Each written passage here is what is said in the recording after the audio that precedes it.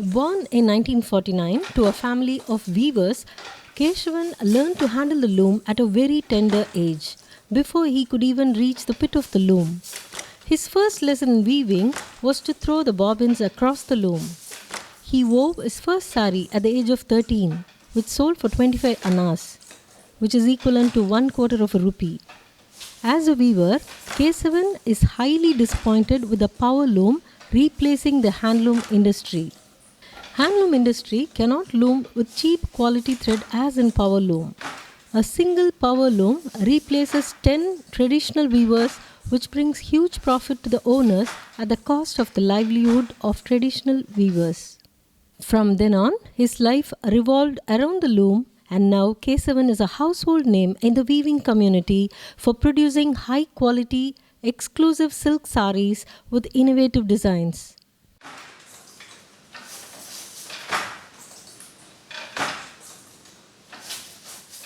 இந்த power loom மிஷின்லாம் வரக்கூடாதுன்னு எதுக்காக போராடணும் நாங்கள்லாம் 92 போராடணுன்னாக்கா அப்போலாம் 9 லட்சம் பேர் தமிழ்நாட்டில் பட்டு நெசவாளர். இப்போ 9 லட்சம் பேர் பட்டு நெசவாளருக்கு நாங்கள் ஒரு வாட்டியும் 25,000 பேர் 30,000 கையெழுத்து போட்டு நாங்கள் கொடுத்தோம் கவர்மெண்ட்டுக்கு. அப்போ கவர்மெண்ட்டு கொடுத்துருக்கும்போது உடனே ஸ்ட்ரைக் பண்ணிகிட்டு இருக்கும்போது அப்போ 93 94 பவர் லூமு கண்டிப்பாக தமிழ்நாட்டுக்கு வரப்போகுதுன்னு எங்கள் நெசவாளருக்கு தெரிஞ்சு போச்சு. அப்போ நாங்கள் எவ்வளோ சொன்னாலும் கேட்கலை. ஏன் அது வரவங்க இது எடுக்கட்டுமே, இது வரவங்க அது எடுக்கட்டுமேன்னு. என்ன காரணம், பட்டுங்கிறது கையால் தான் ஒர்க் பண்ண முடியும். மிஷினு வந்தாக்காதுக்கு அதுக்கு சைனா சில்க்குன்னு பேர். சைனா சில்க்குன்னா சைனாலேருந்து லப்பர் பாலேருந்து வர நூல், அதுதான் பவர் லூமில் பண்ண முடியும். பட்டு கெட்டு போடுந்தான் நாங்கள் மிஷினு வரக்கூடாதுன்னு சொன்னோம். ஏன்னா தொழிலாளி இருக்கிற இடத்துல மிஷினுக்கு வேலை இல்லை. அப்போ இத்தனை பேர் ஒரு மிஷினு வந்தாக்கா 10 நெசவாளரோட குடும்பம் கெடுது. அடுத்த 10 நெசவாளர்னாக்கா ஒரு நெசவாளரோட வீட்டில் 5 பேர். அப்போ பைத்தஞ்சு எத்தனை பேர் நீங்களே கணக்கு போட்டு பாருங்கள். அப்போ ஒரு நெசவாளர்னாக்கா இப்போ எத்தனை நெசவாளர் விஷத்தறி இருக்குன்னு தெரியாது. அதனால் இப்போ தறியெல்லாம் போயிடுச்சு. காரணம் தான் நாங்கள் சொன்னட்ட நீங்கள் கவர்மெண்ட்டில் நம்பலை. இப்போ என்ன அது பட்டு சேலைங்களும் என்ன தெரியல. அப்போ இந்த மிஷினு சேலை எடுத்துட்டு சில்க்குன்னு அதான் விற்கிறாங்க. இப்போ என்ன ஆயிடுச்சுன்னா எனக்கு தெரிஞ்சு எங்கள் தெருவில் 1340 தறி. எப்படி கணக்கு தெரியும் நீங்கள் கேட்பீங்க. அதுக்கு நான் விட சொல்கிறேன். மகா சிவராத்திரின்னு இந்த பாபநாசின்னு உங்கள் நெசவாளர் வீட்டில் கோயில் ஒன்று இருக்கும். இந்த தறிக்கு வரி போட்டு தான் இந்த பாபநாசியை திருவிழா கொண்டாடுவோம். அப்போ ஒரு தறிக்கு 5 ரூபா 10 ரூபான்னு போட்டு அதை வச்சிடலாம். அந்த தறி கணக்கு வச்சு தான் நான் உங்களுக்கு 1350 தறி இருந்ததுன்னு நான் சொல்கிறேன். மனக்கணக்கு கிடையாது, நெசமான கணக்கு. இன்றைக்கி அதே நான் பிறந்த இடத்துல 14 தறி தான் இருக்குது. இந்த 14 தறி யார் நெய்கிறான்னாக்கா என்னாட்டம் வயசானவங்க தான். இன்னமே என்ன பண்ண போகிறது, இதை விடக்கூடாது, இப்படிலாம் கெட்டு போச்சுன்ட்டு அந்த 6 வட்டில் நெய்கிறேன். அந்த 14 பேரை நான் ஒரு கேசவன். இப்போ இது எதனால அதாட்டம் போயிட்டாங்கனாக்கா இது கால் கை எல்லாத்துக்குமே கண்ணுக்கு இருக்குது. கண்ணு கூட இப்படி என்ன செய்ய முடியாது. என்னுடைய மகனாட்டம் அவங்க போய் அந்த பவர் லூமை ஒர்க் பண்ணுறாங்க. ஏன்னா பட்டன் தட்டி தான் ஒர்க் பண்ணுறாங்க. இது அந்த பவர் லூமுக்கு மிஷின் வெளிநாட்டிலேருந்து யாரும் வரல. இப்போ என்னுடைய மகன் சின்னவங்க 20 வயசு 18 வயசுனா அதில் போயிடுறாங்க. அதனால தான் அந்த விஷயத்தை பண்ணி இது போயிடுச்சு. இப்போ அதுக்கு முன்னே நான் இப்போ எங்கள் அப்பா எங்கள் தாத்தா நான் நெசம் இதெல்லாம் நெய்யணும். இப்போ அந்த பவர் லூம் வந்தோன்னா அதுக்கு போயிட்டாங்க. ஆனால் இன்னும் அந்த மேரேஜுக்கு தாலி கட்டுறதுக்கு பட்டு தான் எடுத்து கட்டணுங்கிற இருக்காங்க. அந்த அந்த கலாச்சாரம் இருக்கிறவங்க வயசாக நாங்கள் ஏதோ ஓட்டிக்கிட்டு இருக்கோம். இப்போ அவங்களும் மறந்துட்டாங்கனாக்கா அதுவும் போச்சு. இதுக்கு திருப்பி இது கொண்டுட்டு வரணும். அதுதான் எங்களோட கவலை, என்னுடைய மூச்சும் அதுதான். இப்போ டெய்ச்சர்னு படிக்கிறாங்கள்ல, டெய்ச்சர்னு படிக்கிறவங்க போடுறாங்க. அந்த டெய்ச்சருக்கு படிக்கிறதுக்கு ட்ரெயினிங் கொடுக்காம இங்கே தான் நெசவாளர் போய் தான் ட்ரெயினிங் கொடுக்கலாம். அப்போலாம் காந்தி என்ன சொன்னாங்கன்னாக்கா வெளிநாட்டு துணியை ஏற்கும்போது நம்ம துணி நம்ம நாட்டை தயார் பண்ணாங்க. அப்போ பியூர் பஞ்சில் தயார் பண்ணி காட்டனில் பண்ணாங்க. அதே நானும் வேட்டி காட்டன் வேட்டி தான் கட்டினேன். இப்போ அதே ராமராஜன் வேட்டி அந்த வேட்டின்னு கட்டுறாங்க. என்ன காரணம்னாக்கா மிஷினில் பண்ணிடுறாங்க பவர் லூமில். அப்போ அந்த குறுக்கு நீட்ட நூல் பாலிஸ்டர் போட்டு குறுக்க காட்டன், பியூர் காட்டன் பவர் லூமில் பண்ண முடியாது. அதே போல் பட்டும் பண்ண முடியாது. அது மட்டும் கேரண்டி. ஏன் அவ்வளோ கேரண்டி நான் சொல்கிறேன்னாக்கா, அந்த பவர் லூம்ங்கிறது அந்த நூல் வர்றது எப்படின்னாக்கா, ஊசியை நம்ம துணி தைக்கிறோமா அதாட்டம் ஓட்டை இருக்கும், அந்த ஓட்டைக்குள்ளே தான் வரும். காட்டன் சொல்கிறது சில கசராக்கள் இருக்கும், அதுக்குள்ளே வராது. அதனால தான் நான் அடித்து சொல்கிறது, பவர் லூமில் பியூர் காட்டன் ஒர்க் பண்ண முடியாது, பட்டு பண்ண முடியாது. அதனால தான் அப்போலாம் இதே திருநாயகேஸ்வரம் பண்ண பேர் போனது. ஒரு வீட்டில் விடிய இருக்க கட்டிட்டு கோமலம் கட்டிட்டு நெய்வான், வேட்டி கூட கட்டி கோமலத்தை கட்டி வெடுக்குன்னு இருப்பாங்க வேட்டி. சாயந்தரம் எல்லாம் துண்டில் போட்டு கடத்தோட விட்டுட்டு அந்த சேரை காசு எடுத்துகிட்டு போய் தான் அரிசி பருப்புலாம் வாங்கிட்டு போய் சமைப்பாங்க. நானே போய் துண்டு வாங்குவேன். அவங்ககிட்ட மேலே போடுற துண்டு வேட்டி இப்படிலாம் செஞ்சாங்க. அப்படிலாம் செய்கிறாங்க, கஷ்டப்படுறாங்கன்னா அப்போ காந்தி காமராஜர் இருக்கப்பெல்லாம் கூட்டுறவு சங்கம்னு கொண்டாந்தாங்க. அந்த கூட்டுறவு சங்கத்தில் நெசாக்கா அவங்கள தறியெல்லாம் கொடுத்து நானும் போய் அந்த சொசைட்டியில் எல்லாமே கொடுத்துருவாங்க. நம்ம இடம் ஒண்டி தான் இருக்கணும். அந்த இடத்த ஆஃபீஸ் பார்த்துட்டு போனாக்கா அந்த இடத்துக்கு கொண்டு செட் பண்ணி அந்த தறியெல்லாம் வச்சு நெசிட்டு இருந்தேன். அந்த கூட்டுறவு கரெக்டாக தான் இருந்துச்சு. இப்போ மழை பெஞ்சிச்சுன்னா சரக்கு குறை நமக்கு டிமாண்ட் ஆகுதுனாக்கா முன்கூட்டியே கூட்டுறவில் எனக்கு மாதத்துக்கு வேணாக்கா 3 படவைனாக்கா 3 படவுக்கு அந்த சரக்கு கொடுத்துறாங்க. நான் நெசி கூட்டுறவில் கொடுத்துருவேன். நல்லா இருந்துச்சு. இப்போ கூட்டுறவுலாம் நாட்டு உறவாக போச்சு. அப்போல்லாம் காந்தி சொன்னாலும் இப்போ காந்தி சொன்ன வார்த்தைகளை மறந்துட்டாங்க. இப்போ சில பேர் காந்தினாக்கா யாருன்னு கேட்குற நிலமை வந்துடுச்சு. அதனால நான் காந்தி போட்டாவை கூட இங்கே வச்சுருக்கேன், அப்படியே காமிங்க. அதெல்லாம் தலைக்கு மேலே காந்தி போட்டோ வச்சுருக்கேன். அவர் அவர் சொன்ன வரைக்கும் என் உயிர் உள்ள வரைக்கும் நான் ஒர்க் பண்ணிகிட்டு இருப்பேன். அதுதான். அப்போ தான் அண்ணா சொன்னார், அண்ணா இருக்கும்போது விவசாயமும் பட்டு நெசமும் ஒன்றுன்னு கொண்டாந்தார். ஏன் ஒன்றுன்னு கொண்டாந்தார்னாக்கா, 4 நாள் மழை பெஞ்சாக்கா நாட்டை அழுகி போடும், 4 நாள் மழை பெஞ்சால் பட்டு நெய்ய முடியாது. ஏன் பட்டு நெய்ய முடியாதுன்னா, இந்த மழை பெஞ்சால் இந்த ஈரம் இழுத்துக்கும், மெரிக்க முடியாது, நூல் அறந்து போயிடும். அப்படி அறந்து போய் நம்ம கஷ்டப்பட்டு நெசாலும் சேலை சிலுத்து போடும். வாங்குறவங்க என்னமோ கட்டின சேலைங்க. அதுக்கப்புறம் நாங்கள் என்னமோ 4 நாள் 5 நாள் மழை பெஞ்சால் என்ன பண்ணுறதுனாக்கா, நாங்கள் அடுப்பு கறி இருக்குது பாருங்கள், அதை ஒரு சட்டியில் போட்டு ஊதி கீழே வச்சுட்டு அந்த அனலில் ஒர்க் பண்ணிக்கிட்டே இருப்போம். அந்த அனலுக்கு ஒர்க் பண்ணி அப்படிலாம் நெசிட்டு இருந்தோம். அதுக்கப்புறம் தான் சுவிட்சு போட்டால் லைட்டு வர்றது. இதெல்லாம் அரிக்கன் லைட்டு தான், இந்த பக்கம் ஒரு லைட்டு இந்த பக்கம் ஒரு லைட்டை கட்டிட்டு அந்த இருட்டில் தான் நெய்வோம். அதுக்கப்புறம் தான் இந்த லைட்டுலாம் வந்துச்சு. இப்போ லைட்டை போட்டுட்டு ஒர்க் பண்ணுறோம். ஆனால் ரொம்ப கடுமையான உழைப்பு. ஆனால் உழைப்புக்கான ஊதியம் கிடையாது. இப்போ நீங்கள் கேட்கலாம், இந்த ஊதியம் கிடையாது, இன்னும் ஏன் இதை ஒர்க் பண்ணிகிட்டு இருக்கீங்க, வேறு ஏதாச்சும் வேலைக்கு போகலாம்ல நீங்கள் கேட்கலாம். ஏன் கேட்கலாம்னாக்கா, எங்கள் தாத்தா எங்கள் அப்பாலாம் எதுக்கு சொல்லி கொடுத்தாக்கா, சொந்த தொழில், யாருக்கும் அடிமை கிடையாது, உடம்பை சிரிக்குது. சொந்த தொழில் யாருக்கும் அடிமை கிடையாது. நீ ஒரு இடத்து கடைக்கு போனேன்னாக்கா, டீ வாங்கிட்டு வாடா, அது வாங்கிட்டு வாடான்னு சொல்கிறாங்க. இதில் உட்காந்தா யாருமே உனக்கு கேட்க முடியாதா கட்டின்னு. அந்த தொழிலில் தான் நான் கற்றுக்கிட்டு வந்த வயசுனா இன்றைக்கும் நான் பட்ட ராஜாவாட்டம் இருக்கேன். ஆனால் வறுமை தான் நமக்கு எவ்வளோ வந்தாலும் நமக்கு பத்தாது தான். நமக்கு இதுதான், இன்றைக்கி 10 ரூபா கிடச்சிச்சா சரி கஞ்சி குடிப்போம், 20 ரூபா கிடச்சிச்சா 4-5 காய்கறி போட்டு சமைப்போம். அந்த நிலைமையெல்லாம் ஓட்டு வரைஞ்சி இதுக்கு எனக்கு இது வரைக்கும் இந்த 70 வயசாகுது. ஒரு கவர்மெண்ட் எந்த இதுவும் கிடையாது. ஏதோ அந்த வயசானாக்கா பணம் கொடுப்பாங்கடா, அதுவும் கிடையாது, எதுவுமே கிடையாது. நான் என்னுடைய கண்ணுக்கு நேரம் இருக்கிறது என்னுடைய உழைப்பை உழைச்சிக்கிட்டே இருக்கேன், அவ்வளோதான்.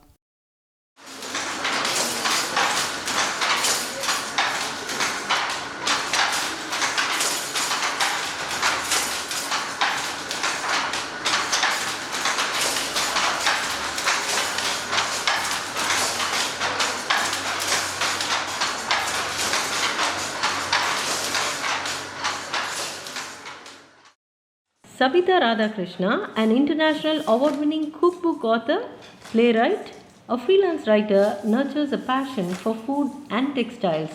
She worked with the weaving community of Tanjavur and initiated the revival of the lost skill of Korvai saris. Kodali Karpur sari, a legacy of Tanjavur, languished for over 800 years. Now, Korvai is a speciality of Kanchipuram, and in fact in the old days almost every sari woven was by the Korvai technique. Now the Korvai, you might ask what makes it different from the other sari. Now the sari that I am wearing, for instance, it's a Korvai sari, and you will see that this border is solid mustard, and the body is again a different color. The body is a different color, and the pallu again is solid yellow. It is yellow. No, this sari isn't, but generally the Korwe sari will have a yellow. Generally, now if the warp runs into the weft, the border that you will get is a mixture of, say, it's a black body with a yellow border. You will get a black and yellow short shade in the border. But in a Korwe, this is solid yellow. So what happens is, the border is woven separately, the body is woven separately, the pallu is woven separately, and the joinery is done on the loom. You can't even see it. You cannot, as you rightly put it, you don't know how it is blended. And very often what they do is, they do these temples, so that the joinery is sort of hidden, camouflaged. And see, this is the kind of short shade you get when the black weft runs into the wall. This is what you get. I turned to my passion, which is textiles, and then I got calls from a lot of weavers whom I have mentored, and they were asking me, they were saying that they've got a lot of stock lying around and could I help them and so on. I worked with all these weavers, so I chose 3 clusters, one in Jalakandapuram, another one in Anakaputtur, and one in Arni, and one in Tanjavur. And I chose groups of weavers and then zeroed in on what they wanted.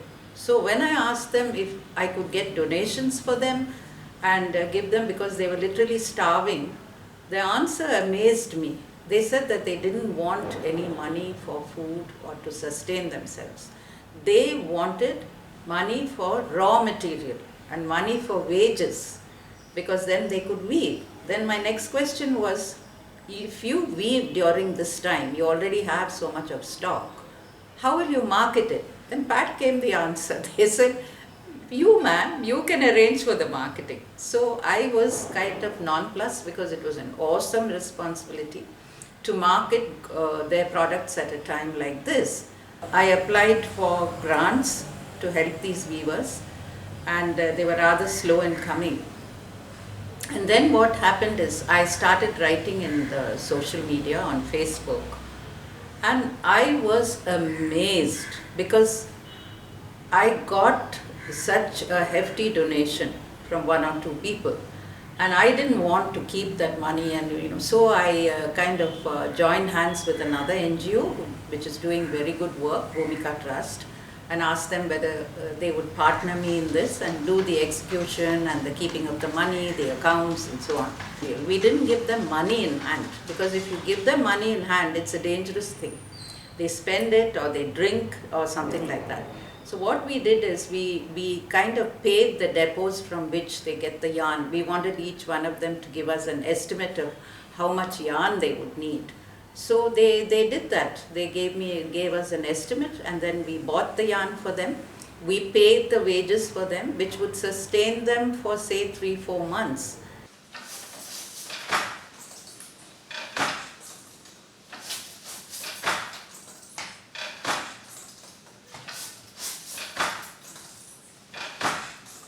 And then came the problem of marketing their saris. So what we did was, I kind of tried to train them to take pictures. So whatever they could take on their mobiles, these instructions went back and forth, and I had to tell them how to drape the sari. I would give them prototypes. We managed to put together a catalog, one for each cluster. You will be surprised, and 3 of them have already sold out whatever saris were displayed in the catalog. And I was able to raise about 5.5 lakhs worth of goods for them, which went directly into their accounts. Now the onus is on me for improving their design content, to give them the different colors, and acquainting them with the demands of a growing market, of a new market, which they find very bewildering. Because in this day and age, see, no one wants to stick to very, very traditional saris. So I've had to give them contemporary themes and then give them samples or sketches or asking them to, work, and then trying to juggle this between 4 different clusters is again a very challenging task. Two of them told me that it's been a better Deepavali this year than last year. Can you imagine? With COVID, I mean, to me it seems like a success story. Yeah.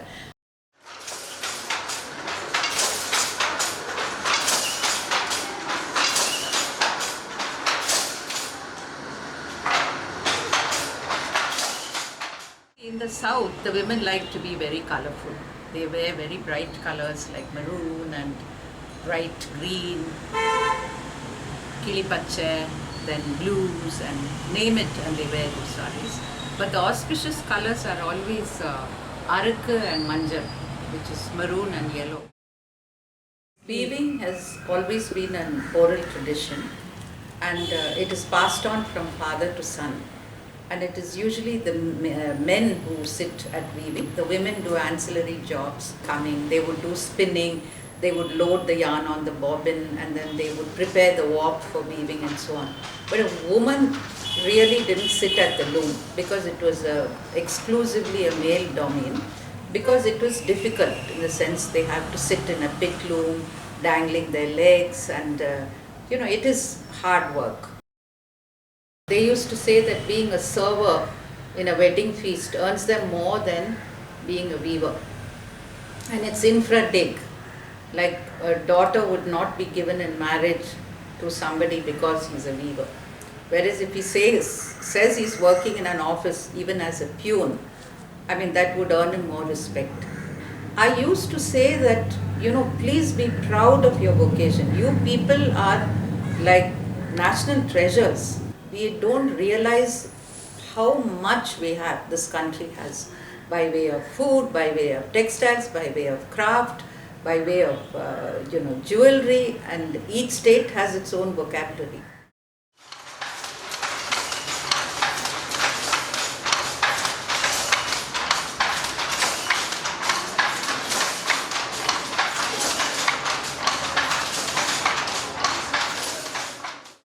Some of us are trying to get craft and textiles included in the curriculum.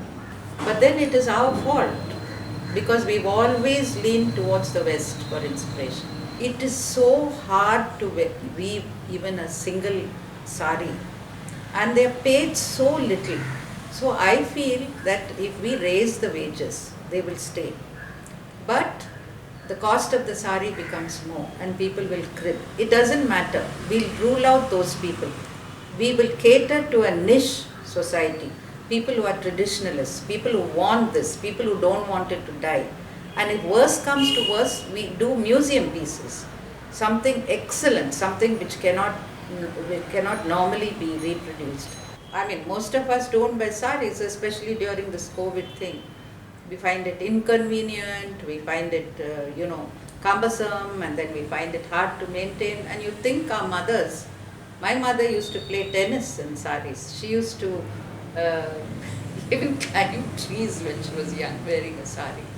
That is because it was part of their, it was almost like wearing a second skin. They didn't think about it. Wearing a sari was just wearing a sari, like you wear a gown. My idea was from the weaver to the wearer. But if the middleman comes in, the tradespeople come in, we cannot stop it, because we cannot avoid the tradespeople entirely, because the bulk of the buying is from them.